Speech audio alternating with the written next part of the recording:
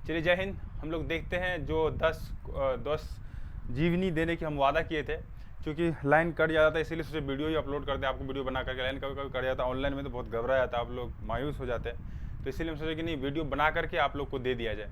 तो ये आइडिया कैसा है कमेंट में बताइएगा। और 10 जीवनी जो आपका परसों एग्जाम होने वाला है, 26 तारीख हो गया, 27 28 या 29 को किसी से आदमी का एग्जाम होने वाला है, आप लोग इस जीवनी को देख के ही जाइएगा। हो सकता है आपके लिए रामबाण साबित हो सकता है, इसीलिए कोशिश कीजिएगा कि ये वीडियो को देख के जाए। ठीक है, 10 वीडियो इसमें है और 7 वीडियो, इससे 7 जीवनी आपको लाइव में दे दी है।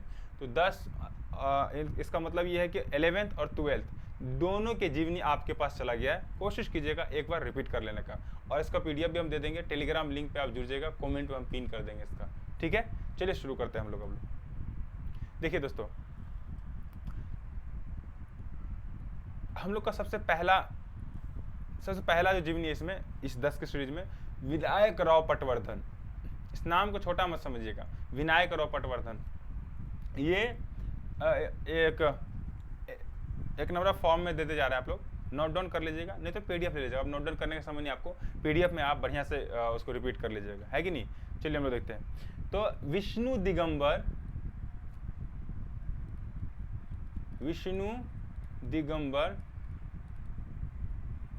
पलुस्कर के शिष्य, तो ये आपका पहला नंबर हो गया। तो सबसे पहले आपको याद रखना है कि विनायक राव पटवर्धन विष्णु दिगंबर के शिष्य हैं। ठीक है, और जन्म हम लोग, इनका जन्म कब हुआ था? जन्म हो गया था 22 जुलाई 1898। 22 जुलाई 1898। ठीक है,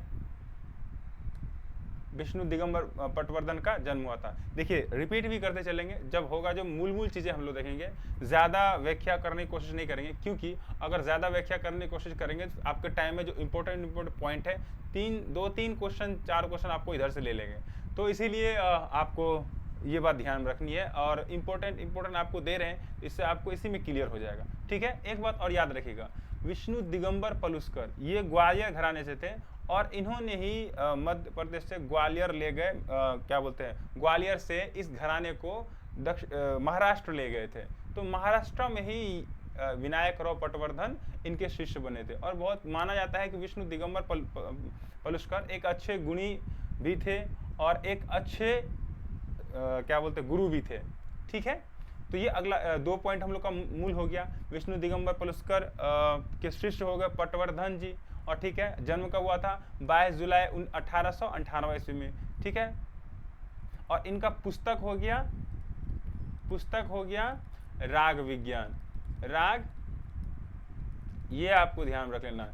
पटवर्धन का पुस्तक क्या हो गया? राग विज्ञान। पटवर्धन का पुस्तक क्या हो गया? राग विज्ञान। और देख लेते हैं कोई जो 2-4 और है।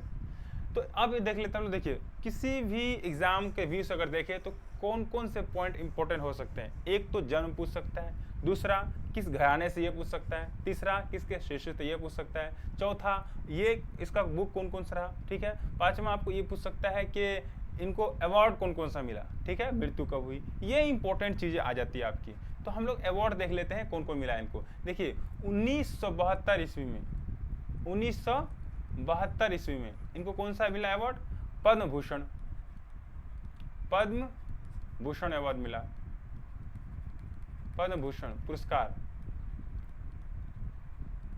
हो गया 1972 ईस्वी में, पद्म भूषण।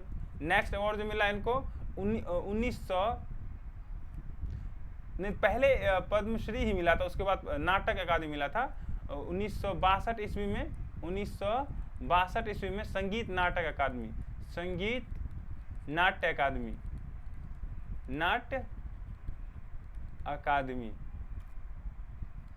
तो ये ध्यान रखिएगा, 62 में मिला था संगीत नाट्य अकादमी, 62 में मिला संगीत नाट्य अकादमी, और 72 में मिला था इसको पद्म भूषण। तो ऐसा 10 साल के डिफरेंट है, पहले पद्म संगीत नाट्य अकादमी, उसके बाद फिर 72 मिला पद्म भूषण। ठीक है, ये इंपॉर्टेंट बातें हो गई। ग्वालियर घराने से था, ये तो समझ में, ग्वालियर घराने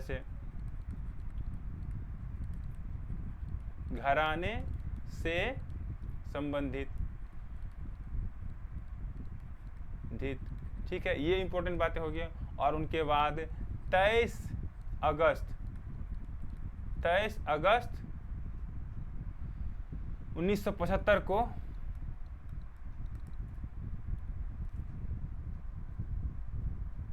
निधन। तो कितना इंपॉर्टेंट बातें हम लोग देख लिए। सबसे पहला इंपॉर्टेंट हो गया ग्वालियर घराने से संबंधित थे। कौन घराने से?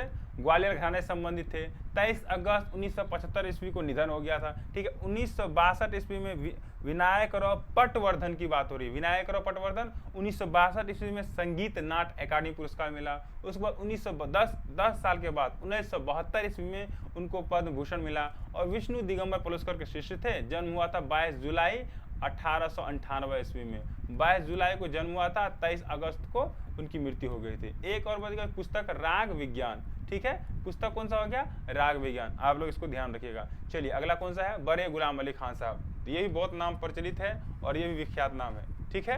तो इनको भी हम लोग देख लेते हैं। बड़े गुलाम अली खान साहब, जन्म का अगर हम देखें, सबसे पहले जन्म देखेंगे हम लोग। जन्म देखें तो 2 अप्रैल 1902 ईस्वी में कहाँ पर हुआ था? लाहौर में हुआ था, जो अभी वर्तमान में पाकिस्तान के भाग है। वर्तमान में पाकिस्तान के भाग है, ठीक है। लेकिन ये ध्यान रखिएगा 1947 के बाद जब बंटवारा हो गया तो ये भारत में ही रह गए थे, बड़े गुलाम अली खान साहब, ठीक है। और ये भी अब देखिए शिक्षा की बात हो गई।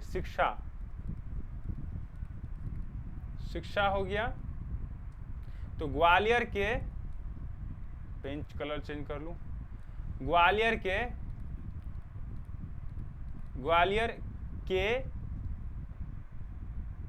सिद्धि राव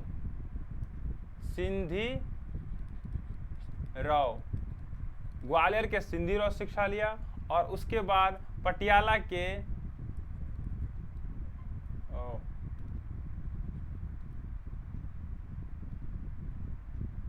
पटियाला के आशिक अली खान साहब से, पटियाला के आशिक अली खान से। तो ये हम लोग शिक्षा देख लिए किस किस से लिए? ग्वालियर के सिद्धि राव से लिए, सिंधी राव से शिक्षा लिए। ग्वालियर के सिंधी राव से बड़े गुलाम अली खान साहब, ग्वालियर के सिंधी राव शिक्षा लिए। उसके बाद पटियाला के आशिक अली खान साहब से शिक्षा लिए, ठीक है। ये मूल बातें हो गई आपके, ठीक है। अच्छा, इनके द्वारा कुछ अगर ठुमरियां देखे,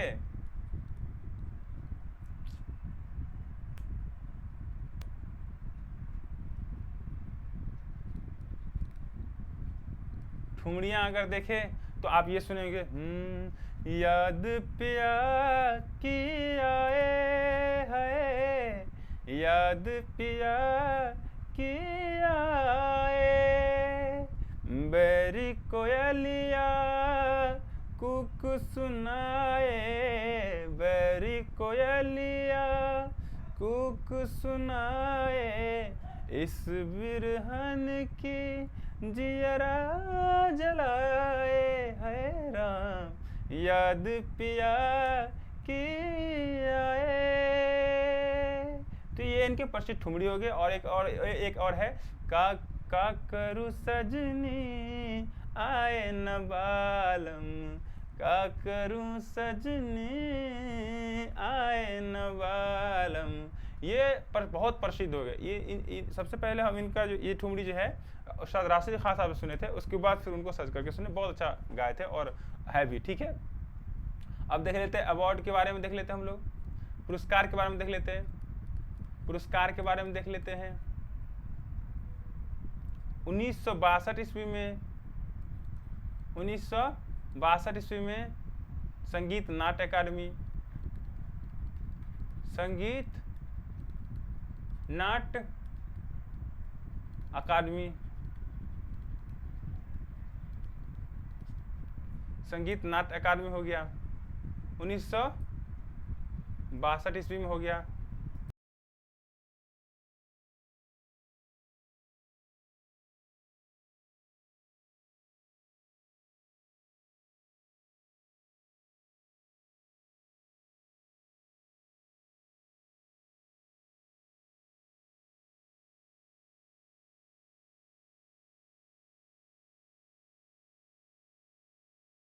चलिए सॉरी थोड़ा डिस्टर्बेंस हो गया। 1962 ईस्वी में संगीत नाट्य अकादमी मिला था, ठीक है। उसके बाद 1962 ईस्वी में, और 1962 ईस्वी में ही 1962 ईस्वी में ही पद्म भूषण उपाधि दी गई थी। पद्म भूषण, पद्म भूषण, ठीक है। तो ये 2 पुरस्कार हो गया। बड़े गुलाम अली खां साहब को 1962 में इसको संगीत नाट्य अकादमी मिला, और 1962 ईस्वी में ही पद्म भूषण के सम्मानित किया गया। और एक जो 1962 ईस्वी में जिसको मिला था, किनको, 1962 ईस्वी में संगीत नाट्य अकादमी मिला था विनायक राव पटवर्धन को संगीत नाट्य अकादमी, और 1972 ईस्वी में पद्म भूषण मिला था। तो ये भी आपको ध्यान में रखना है, ठीक है, 1962 ईस्वी में। उसके बाद उनकी मृत्यु जो है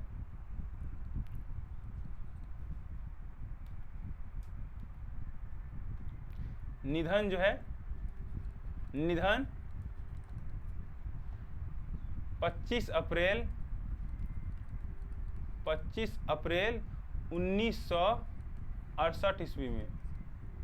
अच्छा, ये इनका निधन में कैसा कहा जाता है कि लकवा मारने से, मतलब बीमारी थी, बहुत भयानक बीमारी थी, लकवा मारने से इनकी निधन हो गई थी, ठीक है। इनको 2 बार लगा था। एक बार जब लकवा लगा था तो किसी के सहयोग से वो ठीक हुआ था, फिर उसके बाद फिर हो गया था, तो उसके बाद सेकेंड बारी में नहीं बच पाए थे, ठीक है। 1968 ईस्वी में इनकी मृत्यु हो गई, ठीक है, ठीक। 1962 ईस्वी में, सॉरी क्या बोल रहे हैं हम, 1968 ईस्वी में मृत्यु हो गई, ठीक है। उसके बाद सुश्री केसरबाई केरकर, यही बहुत प्रसिद्ध नाम है, इनके बारे में पूछा जा सकता है, इसीलिए इनको याद रखिएगा, ठीक है। सबसे पहले ये ख्याल गायकी के प्रसिद्धि थे, ख्याल गायकी के प्रसिद्ध गायिका थी। तो ख्याल गायकी के प्रसिद्ध गायिका, ठीक है, ख्याल गायकी के प्रसिद्ध गायिका। अब इसका जन्म अगर देख ले हम लोग, तो जन्म कहाँ हुआ था, गोवा के केरी में हुआ था 1892 ईस्वी में।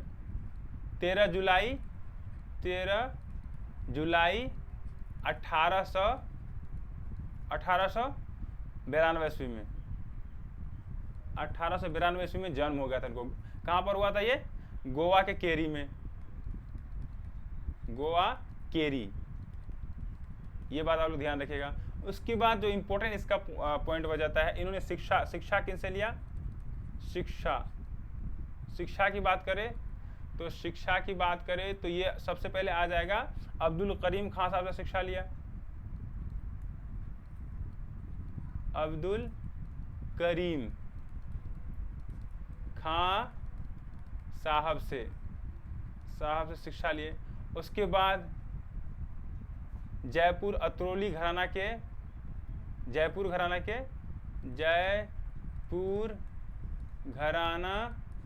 के अलादिया खां से लिया, अलादिया खां साहब से, ठीक है, जब अलादिया खां साहब से हो गया। उसके बाद हम लोग देखते हैं इनके बारे में इम्पोर्टेंट,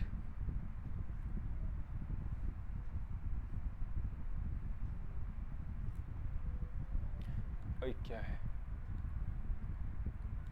देखिए इनका जो बहुत प्रख्यात एल्बम है, इनका एल्बम है हिट मास्टर्स वॉइस, इनका एल्बम क्या हो गया। और क्योंकि उस समय रिकॉर्डिंग की उतनी सुविधाएं नहीं रहा करती थी, तो समझिए जो अगर रिकॉर्डिंग कर लिया, जिसकी गाने रिकॉर्डिंग हो गया, तो कहा जाता था कि जंग जीत लिया उन्होंने, इसीलिए इनकी रिकॉर्डिंग की बहुत चर्चाएं होती है, ठीक है। तो क्या इसका हो जाएगा, हीज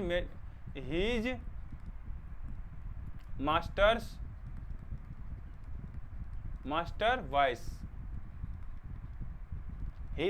वॉइस, क्योंकि ये दक्षिणी तरफ के थे, भारत के दक्षिणी क्षेत्र से, इसलिए इनकी इंग्लिश भी बहुत ज़्यादा मजबूती, इंग्लिश में नाम आ रहा है। अपना क्षेत्र का रहा था, उत्तर भारतीय का रहा था, तो इस टाइप का कुछ नाम रहा था, ठीक है ना। मतलब कि अजीब किसी टाइप से रहता, मतलब अपना क्षेत्र का रहता, तो उधर इंग्लिश नाम है। ठीक है, एक चीज़ बहुत इसके बारे में बहुत विख्यात है और जो बहुत इम्पोर्टेंट है, ये भारत की सबसे पहला वॉइस है, ये पहली महिलाएं हैं जिनकी जो गायकी है, जिनकी जो गायकी है, ये अर्थ ऑफ द साउंड, मतलब साउंड पृथ्वी के ऐसा साउंड जो अंतरिक्ष में ले जाया गया और अंतरिक्ष में बजाया गया। ठीक है, जात कहाँ हो अकेली, इसको सुनिएगा यूट्यूब पर, जात कहाँ हो अकेली, अजीब सा दर्द उसमें लगता है, जात कहाँ हो अकेली। तो ये कौन हो जाएगा इसका, अमेरिका के स्पेस एजेंसी, अमेरिका के कौन सा स्पेस एजेंसी हो जाएगा, वोयाजेर, वोयाजेर। ठीक है, वोयाजेर 1 ने कौन सी गीत ले गया था, जात कहाँ हो अकेली, कलम चेंज कर लूं, जात, इस एजेंसी ने वॉइस इनका गाना लेके गया था, जात कहाँ हो अकेली, अकेली, और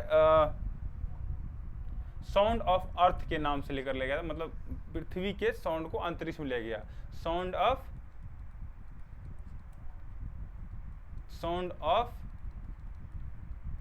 अर्थ, साउंड ऑफ अर्थ के रूप में। ठीक है, जात कहाँ हो के लिए साउंड ले गया था, तो अमेरिका के स्पेस वोयाजेर 1 थे, उन्होंने ले गया था। ठीक है, ये ध्यान रखिएगा, ये इंपॉर्टेंट आपका बन सकता है। ठीक है, उसके बाद 16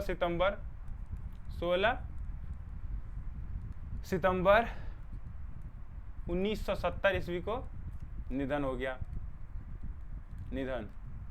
तो इनके बारे में क्या क्या मूल चीज़ें हम लोग देखें, मूल चीज़ देखें, ख्याल गायकी के प्रसिद्ध गायकी थे, मतलब केसरबाई केरकर ख्याल गायकी के प्रसिद्ध गायकी थे। 13 जुलाई 1819 ईस्वी में गोवा में जन्म हुआ था। शिक्षा अब्दुल करीम खां से लिया था। उसके बाद जयपुर अतरौली घराना से अलादिया खां साहब से लिया था। ठीक है, एल्बम का नाम था हिज, आप लोग को पढ़ने में दिक्कत होगा इसलिए हमरा अक्षर हमको समझ में आ जाएगा, हिज मास्टर्स वॉइस। ठीक है, अमेरिका की एजेंसी वोयाजेर 1 ने जात कहाँ हो अकेली साउंड ऑफ अर्थ के रूप में ले गया था अंतरिक्ष में। ठीक है, ये इंपॉर्टेंट बात है कि 16 सितंबर 1970 में निधन हो गया। अगला क्वेश्चन, विष्णु नारायण भातखंडे, इनके बारे में तो बहुत प्रचलित, दो ही तो नाम ही है, विष्णु नारायण भातखंडे और विष्णु दिगंबर पलुस्कर, ये दो नाम बहुत प्रचलित है। प्रचलित क्या, इन आधुनिक संगीत के जन्मदाता इसको कहा जाता है। ठीक है ना, चलिए देखिए, मेरा ऐसा कोई मकसद नहीं है कि ये जो भी समझिए, पर मेरा यही मकसद है कि आप लोग एग्ज़ाम जो देने जा रहे हैं उसमें जितना हेल्प हो सके तो उससे वो हो सके मेरे से, इसलिए कोशिश कर रहे हैं किसी न किसी रूप में आपको वो चीज़ इकट्ठे मिल जाए जो आपको यूट्यूब में नहीं मिलेगा। ऐसा सभी चीज़ इकट्ठे, अगर आप लोग ये PDF चाहते हैं तो जो बाद में भी देख रहे हैं PDF चाहते हैं वो टेलीग्राम में जुड़ जाएगा, वहाँ पर हम इसका PDF भेज देंगे। एक बार स्पीड में भी देख लीजिएगा आप लोग और उसका PDF से रिवाइज मार लीजिएगा, तो आई थिंक वो चीज़ आपका कवर हो जाएगा। ठीक है ना, जन्म की बात करें, हम लोग जन्म की बात करें तो हो जाएगा 10 अगस्त 1960 ईस्वी में, 10 अगस्त सॉरी ये 1860 होगा, 1900 नहीं होगा, 1860, ध्यान रखिएगा। 10 अगस्त 1860 ईस्वी, विष्णु दिगंबर पलुस्कर, सॉरी विष्णु नारायण भातखंडे, 10 अगस्त 1860 ईस्वी। ठीक है, जन्म कब हो गया, 10 अगस्त 1860। अच्छा, प्रारंभ में इन्होंने बांसुरी सीखा, बांसुरी। ठीक है, उसके बाद LLB किया, सितार वादन भी सीखे थे इन्होंने, सितार वादन, और उसके बाद फिर LLB, और पता है वकीलगिरी सीख करके फिर वकालत भी किए इन्होंने, LLB, और फिर वकालत कहाँ किए, लाहौर में वकालत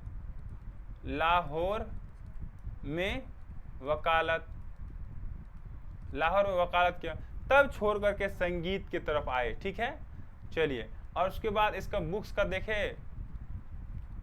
बुक देखे तो 1909 ईस्वी में सबसे पहला बुक जो प्रकाशित हुआ था, श्री मल्ल लक्ष्य संगीतम, श्री मल्ल लक्ष्य संगीतम, लक्ष्य संगीतम,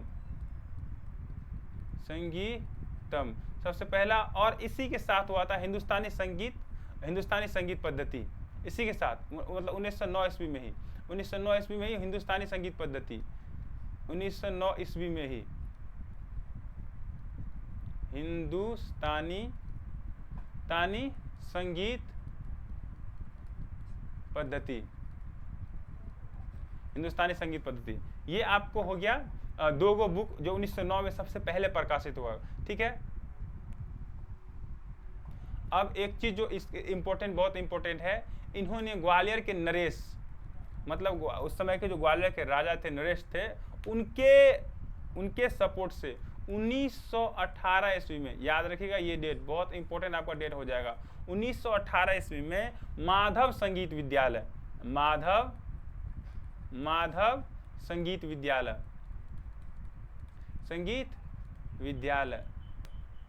चलिए पहले ये चीज समझ लीजिए, पहले इन्होंने जब नरेश के सहायता से पहले इन्होंने सारे विद्वान, संगीत के विद्वानों को एक साथ एक मंच पे ला करके और उसके बाद पूरा निष्कर्ष किए, और निष्कर्ष करने के पश्चात इन्होंने इस बात पे जोर दिया कि यह संगीत की जो कोई विशेष पद्धति नहीं है, विशेष कोई जो गुरुमुखी है, एक से दूसरे तक गया तो ठीक है, नहीं तो फिर खत्म होते जा रहा है। ये तो फिर प्रॉब्लम हो जा रहा है कि मतलब पुरानी जो हमारे धरोहर है वो समाप्त होते जा रहा है अगर अगले पीढ़ी तक नहीं पहुंचा। तब उन्होंने एक विशेष पद्धति बनाई और फिर बहुत सारे संगीतों को बैठ करके डिसाइड किया गया, और तब जा करके 1918 ईस्वी में माधव संगीत विद्यालय और विष्णु दिगंबर, यहाँ पर ये भी देख लीजिए 1901 ईस्वी में दिगंबर ने गांधर्व संगीत विद्यालय, गांधर्व संगीत विद्यालय, ये बड़ा पूछा जाता है, ये बहुत बड़ा हिटेड क्वेश्चन है। एक तो 1909 ईस्वी में गांधर्व विश्वविद्यालय यहाँ हो गया, लाहौर में हो गया, लाहौर हो गया। एक जगह रिपीट हम लोग कर लेते हैं, 1918 में माधव संगीत विद्यालय, ये भात खांडे द्वारा, माधव संगीत विद्यालय किसके द्वारा, भात खांडे जी द्वारा। और 1901 ईस्वी में दिगंबर जी गांधर्व संगीत विद्यालय का स्थापना किया लाहौर में। फिर 1908 में मुंबई में स्थापित किया इसी चीज को, मुंबई में, ठीक है। एक जगह रिपीट भी हो गया हम लोग का। चलिए अगला हम लोग देखते हैं, इनकी पुस्तक हो गई। वैसे तो बहुत सारे पुस्तक लिखे जो आपको लेकिन बार बार पूछा जाता है, जो इंपॉर्टेंट है वो देख लीजिए। कर्मिक पुस्तक मालिका, कर्मिक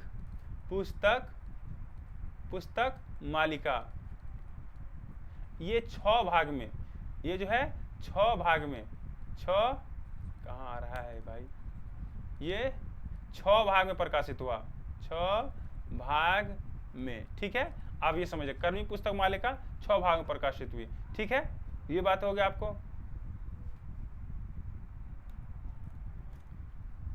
और एक और संगीत विद्यालय की स्थापना की, इसी में हम लोग देख लेते हैं। एक और संगीत विद्यालय की जो स्थापना किया 1926 ईस्वी में, 1926 ईस्वी में ध्यान रखिएगा।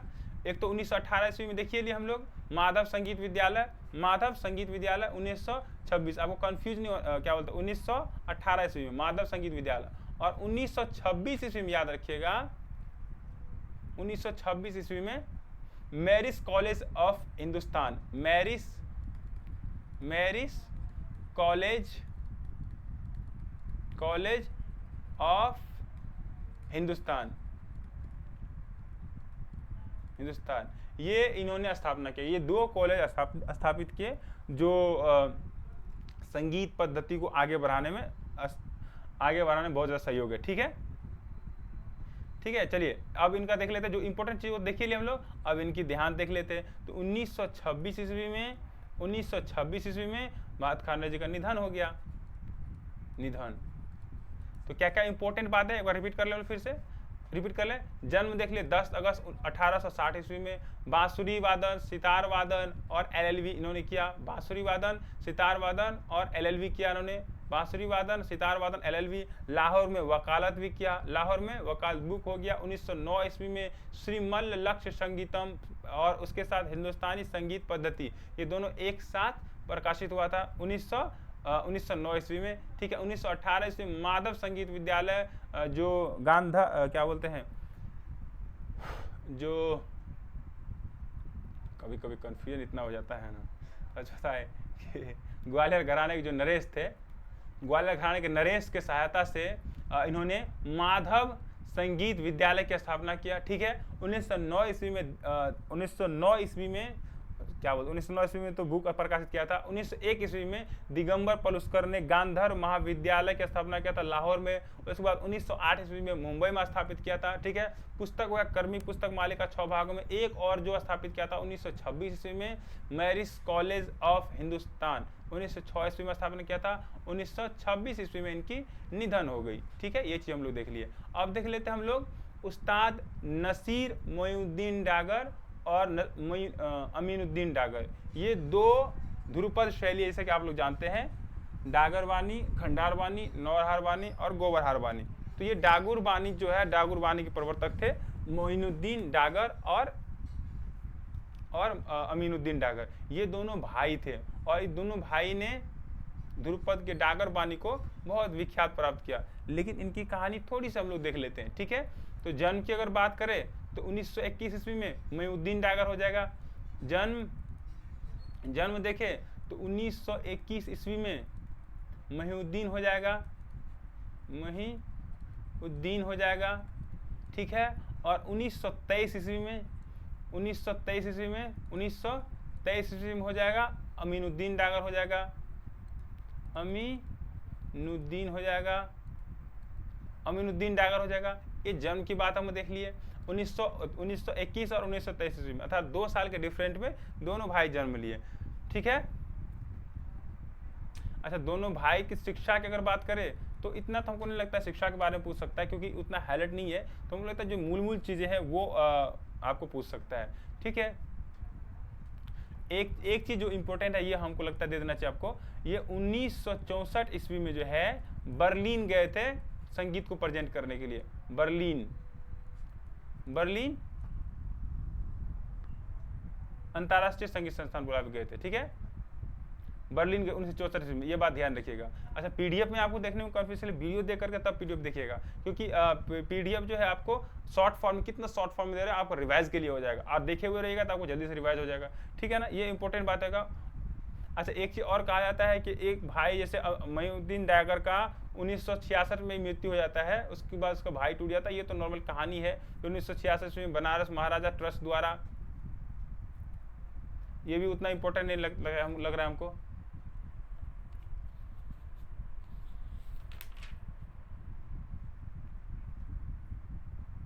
हाँ एक चीज जो इंपॉर्टेंट है इसके बारे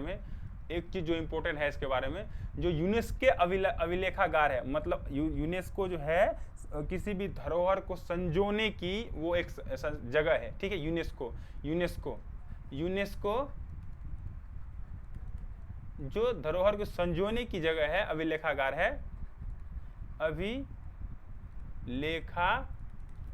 है। इसमें इनके भारतीय कलाकार के रिकॉर्डिंग, सबसे पहला ऐसा भारतीय कलाकार है अभिलेखागार है, सबसे पहला कलाकार है ये अमीनुद्दीन डागर, मोइनुद्दीन डागर, जिनके वॉइस को संरक्षित किया गया है। ठीक है, रिकॉर्डिंग संरक्षित, तो ये आप ध्यान रख लीजिएगा, रिकॉर्डिंग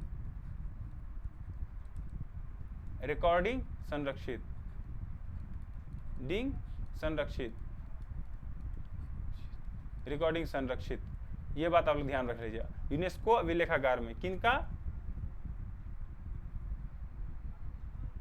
अमीनुद्दीन डागर का ध्यान रखिएगा, अमीनुद्दीन डागर का, ये बात आप लोग ध्यान रखिएगा। यूनेस्को अभिलेखागार में भारत के सबसे पहला रिकॉर्डिंग को संरक्षित किया गया। ठीक है, उसके बाद मोइनुद्दीन डागर पहले मृत्यु हो गया। अमीनुद्दीन डागर का 28 दिसंबर 2000 में इसकी मृत्यु हो गई, 2000 ईस्वी में निधन। ठीक है, ये बातें हो गई। चलिए अब अमीर खुसरो के बारे में जान लेते हैं, ये भी इंपॉर्टेंट है आपका अमीर खुसरो। ये 10 आपके बीच एक बैगे दिया जाता है, तो ये आपके लिए बहुत फायदा हो जाएगा कि एक जगह करके आपको रिवाइजिंग करने का बहुत अच्छा फायदा मिल जाएगा, ठीक है कि नहीं। चलिए 10 है ये। तो अमीरुद्दीन डागा का जन्म क्या बोलते हैं, अमीर खुसरो का जन्म कब माना जाता है, बोला इसमें बहुत सारा विवादास्पद है, पर जन्म जो है इनकी 1234 ईस्वी में, 1234 ईस्वी में इटावा में माना जाता है, एटा में माना जाता है, एटा में जन्म, ठीक है। और दूसरा अलाउद्दीन खिलजी के दरबारी, अलाउद्दीन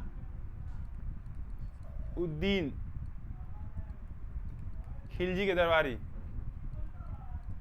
खिलजी के दरबारी हो जाएगा, अलाउद्दीन खिलजी के दरबारी हो जाएगा, ठीक है, अलाउद्दीन खिलजी के दरबारी हो जाएगा। तो ध्यान रखिएगा इस बात को, अलाउद्दीन खिलजी के दरबारी अमीर खुसरो हो जाएगा, और तानसेन अकबर के दरबारी थे, इसमें कंफ्यूज नहीं होगा, ठीक है। इनको जो है कव्वाली के आविष्कारक,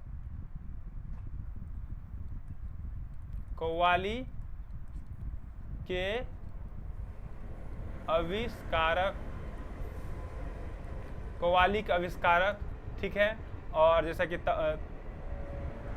तबला का भी आविष्कारक माना जाता है, जो पखावत से बोलता है कि तबला का आविष्कार किए, ठीक है। उसके बाद फिर सितार का आविष्कारक माना जाता है, तो ध्यान रखिएगा, ठीक है, ठीक है, ये हो गया। उसके बाद कहा जाता है इनकी मृत्यु जो है 72 वर्ष की आयु में होता है, 72 वर्ष की आयु मृत्यु, 72 वर्ष की आयु में, क्योंकि इसका एग्जैक्ट डेट में कंफ्यूजन है, इसीलिए इन्होंने इस बात को दर्शाया है, ठीक है। अब इसके बाद हम लोग लेते हैं स्वामी हरिदास के बारे में, स्वामी हरिदास के बारे में जन्म माना जाता है 1512 ईस्वी में, 1512 ईस्वी में यूपी में हुआ, यूपी में जन्म कब हुआ, 1512 ईस्वी में यूपी में हुआ था, ठीक है। अलीगढ़ जिले, 1512 ईस्वी में यूपी के अलीगढ़ जिले के खैर कस्बा में हुआ था। जिला इसका क्या हो जाएगा, क्योंकि अपना यूपी की तरफ का है तो अपना क्षेत्र का है, इसीलिए इसकी महत्व ज्यादा बढ़ जाता है। जिला अलीगढ़ हो जाएगा, खैर जिला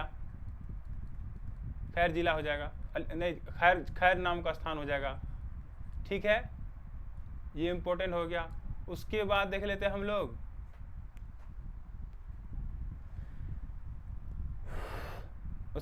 देख लेते हैं इनकी रचनाएं ब्रज भाषा में रहा करती थी, रचना ब्रज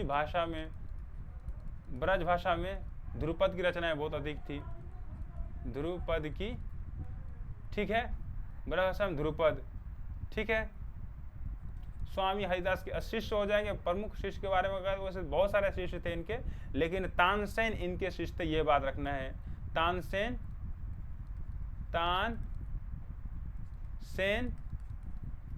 इनके शिष्य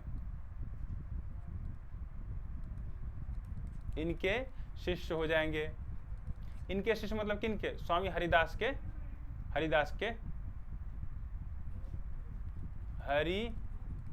हो जाएंगे, स्वामी हरिदास के तानसेन शिष्य हो जाएगा, ठीक। वैसे प्रमुख शिष्य के बारे में देखें, अच्छा एक कहा जाता है कि अकबर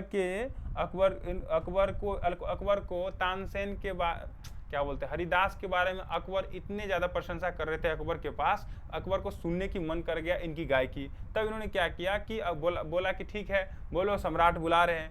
तो स्वामी हरिदास बड़े स्वाभिमानी आदमी, बोला भाई हम लोग इसकी जो कपड़ा थी, एक धोती थी, एक कमंडल था, इसी में पूरी जिंदगी गुजार रहे थे, और एक झोपड़ी में खोपड़ी में गुजार रहे थे, कोई लोभ लालच नहीं, कोई ये संतुष्ट आदमी थे, ठीक है। तो कहा गया कि सुनाया जाए, इनको बुलाया जाए और सुनाया जाए हमें कुछ उसकी गायकी। तब जब लाख बुलाने पर भी जब हरिदास जी नहीं आए, तब क्या किए, जब तानसेन क्या किए, अकबर को किसी झाड़ी में छिपा करके और उसके पास जाकर के उन्होंने ध्रुपद के अशुद्ध रूप गाए। तब फिर तानसेन को स्वामी हरिदास ने उनको डांटा और फिर शुद्ध रूप सुनाया, और उसी बहाने अकबर ने सुन लिया इस बातों को, तो उसकी गायकी भी सुन लिए। तब फिर उनके जाकर कहा जाता है कि पहुंच हुए अकबर, और उसके बाद फिर उनसे आशीर्वाद लिए थे और कहा था कि ऐसी गायकी हमारे देश में है, ठीक है। ये बातें तो एक कहानी हो गई। अब सच्चाई है नहीं है, ये तो पूर्व की बातें हैं, ठीक है। लेकिन प्रमुख शिष्य के बारे में अगर देखें तो इसके शिष्य बहुत सारे रह गए हैं, पर मुख्य रूप से आपका हो जाएगा तानसेन हो जाएगा, ठीक है ना। तो मुख्य रूप शिष्य बहुत सारे हो, लेकिन चलिए तानसेन हो जाएंगे, तानसेन हो जाएंगे, तानसेन हो जाएंगे, ठीक है। बैजू बावरा हो जाएगा, बैजू बावरा हो जाएगा, बैजू बावरा हो जाएगा, ठीक है। मदन राय हो जाएगा, मदन राय हो जाएगा, इनके शिष्य थे, ठीक है। रामदास हो जाएगा, रामदास हो जाएगा, ठीक है। उनके बाद दिवाकर पंडित हो जाएगा, दिवाकर पंडित हो जाएगा, दिवाकर पंडित हो जाएगा। उसके बाद हम लोग देखें तो सोमनाथ पंडित हो जाएगा, सोमनाथ पंडित हो जाएगा, सोमनाथ पंडित हो जाएगा। ये मुख्य रूप से स्वामी हरिदास के शिष्य थे, ठीक है। तो क्या क्या देखें मुख्य बातें हम लोग देखें। जिला कौन सा हो जाएगा, अलीगढ़, अलीगढ़ के खैर जिला हो जाएगा, अलीगढ़ के खैर जिला हो जाएगा, ये बात ध्यान रखना है। जिला अलीगढ़ के खैर जिला हो जाएगा। रचना ब्रज भाषा में ध्रुपद की बहुत सारी रचनाएं की थी, ब्रज भाषा में ध्रुपद की बहुत सारा।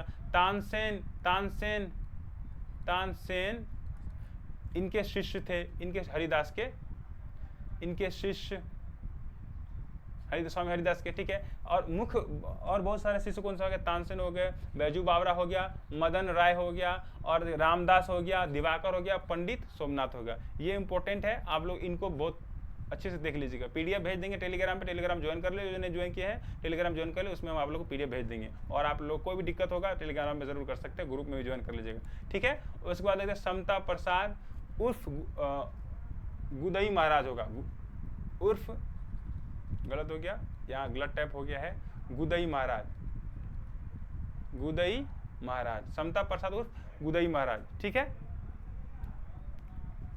समता प्रसाद और गुदई महाराज। जन्म के बारे में हम देख ले तो जन्म की अगर बात कर ले तो 20 जुलाई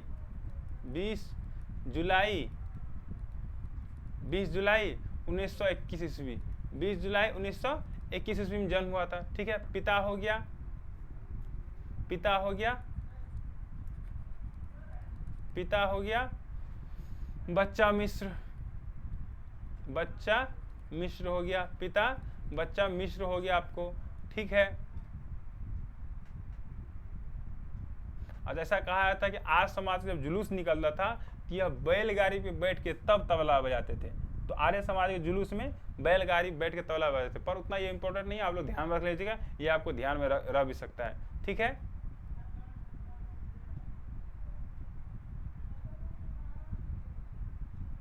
अच्छा, हरिदास के बारे में एक चीज और हम लोग देख लीजिए।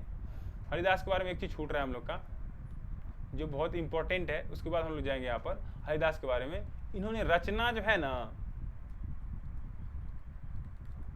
रचना इन्होंने धमार, धमार, त्रिवट, त्रिवट, चतुरंग,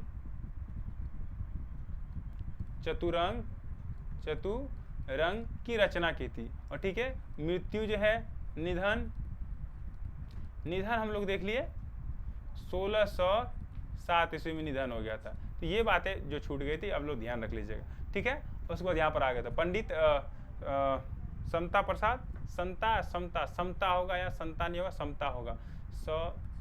थोड़ी अशुद्धि शुरुआती इसीलिए हो रही है, और आप लोग को विश्वास दिलाते हैं, ये तो पूरा फास्ट में सारे काम हो रही है, इसीलिए थोड़ा सा शुद्धि मिल जा रहा है। पर आप लोग को विश्वास दिलाते हैं, जब आप TRE 4 की तैयारी में फिर से हमसे जुड़िएगा और TRE 4 की जब हम लोग तैयारी शुरू करेंगे तो बिल्कुल फ्री कंटेंट आपको मिलेगा, और शुरुआत से लेकर के कोशिश करेंगे अंत तक ऐसी कंटेंट आपको दे कि कुछ भी जो भी पूछे उसी में से पूछे। आपको NCERT बेस रहेगा और सारे किताबों का, सारे बुक्स का निचोड़ रहेगा। तो उसमें शुद्धियाँ सारी भी मिलेगा, कोई इसमें ये नहीं लगेगा, और क्वालिटी भी हाई रहेगा। आप लोग को शिकायत आती है सर थोड़ा सा क्वालिटी बढ़ाइए, क्वालिटी इन द सेंस क्या, जैसे कि लाइव देते वक्त आपका लाइन कट जा रहा है, ये सारी चीज़ बहुत सारी सुविधा है। तो अभी शुरुआत है तो हो जाता है, थोड़ा सा आप लोग थोड़ा सा मैनेज कर लीजिए। अभी एग्जाम पर फोकस करिए, इधर पे कुछ फोकस मत कीजिए, क्योंकि इधर की बातें सही हो सकता है पर आपकी एग्जाम में रिजल्ट ना आए तो वो सही नहीं हो सकता, इसीलिए उस पर देखिए किसी भी तरह से आपको आ रहा है ये आप समझिए कि हाँ भाई चलिए आ रहा है, और बेहतर कंटेंट, आप कंटेंट बेहतर मिलना चाहिए, ठीक है ना। क्वालिटी कैसा भी हो, क्वालिटी कैसा भी हो पर कंटेंट बेहतर होना चाहिए। यहाँ पढ़ने में दिक्कत हो जाएगा। बच्चा क्या किए हम, फिर वही कर दिए। बच्चा मिश्र, पिता हो गए बच्चा मिश्र हो गए थे, ठीक है।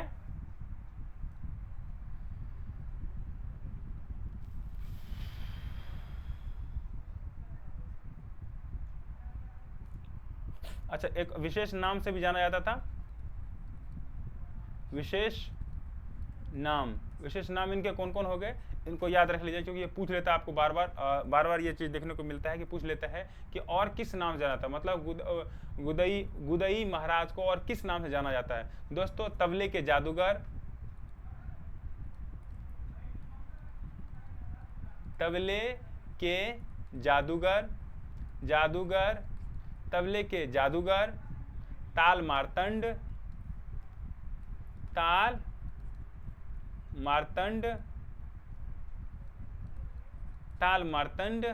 उसके बाद ताल शिरोमणि,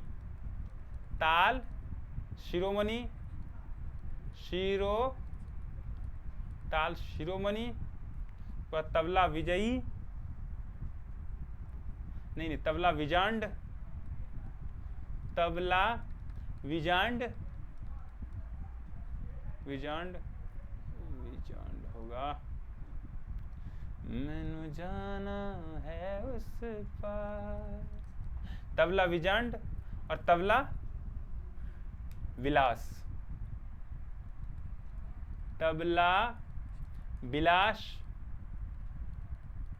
और तबला सम्राट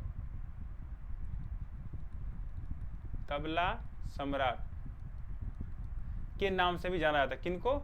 तबला के बहुत प्रख्यात वादक थे, समता प्रसाद मिश्र उर्फ गुदई महाराज, ध्यान रखिएगा आप लोग, ठीक है, ये चीज ध्यान रखिएगा आप लोग। चलिए, और उनके बाद इनकी मृत्यु जो है, यही पटा लेते हम लोग, मृत्यु या निधन, ऐसे महापुरुष का नाम प्यार से लेना चाहिए, निधन बोलना चाहिए, मृत्यु एक लगता है ऑकवर्ड फील होता है, इसीलिए निधन होना चाहिए, ठीक है ना। तो हम इसको मिटाइए देते हैं, मैनू जाना है उस पार, मैनू विदा करो जी, मैनू विदा करो जी। तो क्या हो गया? निधन हो गया। कब हो गया निधन? 21 मई 1994 ईस्वी। तो 1994 ईस्वी, ये याद रख लीजिएगा आप लोग, ठीक है। तबला सम्राट सब ठीक है। चलिए, तबले के जादूगर कहा जाता है, फिर से रिपीट कर लेते हैं। बच्चा मिश्र पिता हो गए, 20 जुलाई 1921 ईस्वी में जन्म हो गया, और गुदई महाराज का, ठीक है। और उसका शिष्य क्या बोलते, विशेष नाम हो गया तबले के जादूगर, तबला मार्तंड, ताल शिरोमणि, ताल या मिट गया तभी जो थी कर रहे, ताल शिरोमणि हो गया, तबला विजांड के नाम जाना जाता है, तबला विलास के नाम जाना जाता है, और तबला सम्राट के नाम जाना जाता है। ये इनकी प्रमुख बातें हो गई, ठीक है। उसके बाद आपको आया था सदारंग अदारंग। सदारंग अदारंग के बारे में जो मुख्य बातें आती है आपको, ये आता है इसका मूल नाम क्या है, उसके बाद किस शासक से थे और किस गवैये थे, ये चीज बार बार आता है आपको।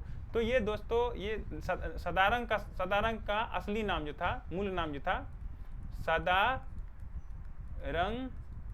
मूल नाम क्या हो जाएगा इसका? नियामत खां हो जाएगा, नियामत खां हो जाएगा। रिपीट कर लीजिएगा आप लोग लेकिन पक्का। अदारंग का क्या हो जाएगा? अदारंग का क्या हो जाएगा? अदारंग का मूल नाम क्या हो जाएगा? फिरोज खां। अदारंग फिरोज खां, फिरोज खां साहब हो जाएगा। अदारंग का मूल नाम फिरोज खां साहब हो जाएगा।